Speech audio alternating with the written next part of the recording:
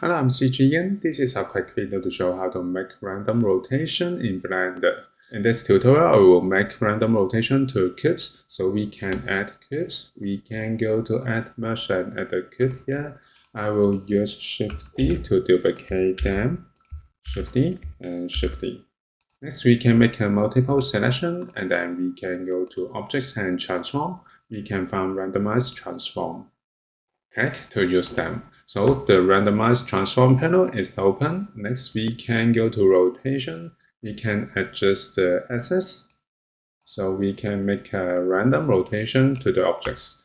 Now we can use Random Sys to change the option.